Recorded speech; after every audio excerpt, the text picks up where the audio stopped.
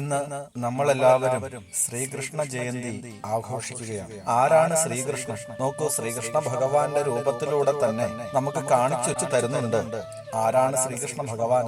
സാക്ഷാൽ അനന്തമാകുന്ന ആകാശവർണ്ണത്തോട് കൂടിയവൻ, മയിൽപീലിയെ ചൂടിയിരിക്കുന്നവൻ, കൈകളിൽ പുല്ലാങ്കുഴൽ ധരിച്ചിരിക്കുന്നവൻ, 16,008 രാഗങ്ങളിലൂടെ ആ പുല്ലാങ്കുഴലിലൂടെ നാദബ്രഹ്മത്തെ തീർത്തവൻ.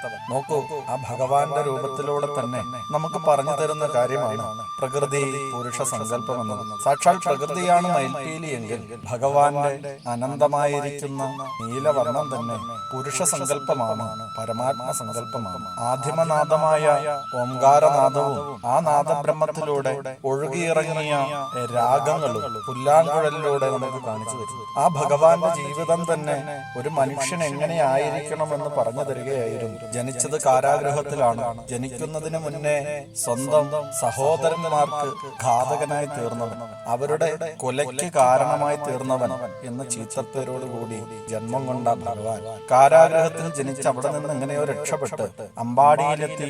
അമ്പാടിയിലാവട്ടെ പല ദുഷ്ടജനങ്ങളെ കൊണ്ടും ആക്രമണം നേരിട്ട് പിന്നീട് വൃന്ദാവനത്തിലെത്തുകയും വൃന്ദാവനത്തിൽ നിന്നും പിന്നീട് മധുരാപുരിയിലേക്ക് എത്തുകയും അങ്ങനെ തന്റെ ജീവിതത്തിൽ ഉടനീളം സംഘർഷങ്ങളെ കൊണ്ട് മാത്രം നിറഞ്ഞു നിന്നിരുന്ന ഒരു ജീവിതം. പുത്രദുഃഖം പോലും ഭഗവാന് നേരിടേണ്ടി വന്നിട്ടുണ്ട്. അങ്ങനെയുള്ള ആ ശ്രീകൃഷ്ണ ഭഗവാന്റെ ജന്മദിനം നമ്മൾ ആഘോഷിക്കുമ്പോൾ എത്രയൊക്കെ പ്രശ്നങ്ങൾ ഉണ്ട് എങ്കിലും ആ പ്രശ്നങ്ങളെ എല്ലാം തരണം ചെയ്യുവാൻ ഒരു നിറപുഞ്ചിരിയിലൂടെ സാധിക്കുമെന്ന് നമുക്ക് ഉറപ്പ് നൽകിയ ശ്രീകൃഷ്ണ പരമാത്മാവ്. അങ്ങനെയാവണം നമ്മളുടെ ജീവിതവുമെന്ന് ഭഗവാന്റെ ജയന്തി ആഘോഷത്തിൽ നമ്മളൊന്ന് ഉറപ്പിക്കേണ്ടതുണ്ട്. എല്ലാവർക്കും ശ്രീകൃഷ്ണ ജയന്തി ആശംസകൾ.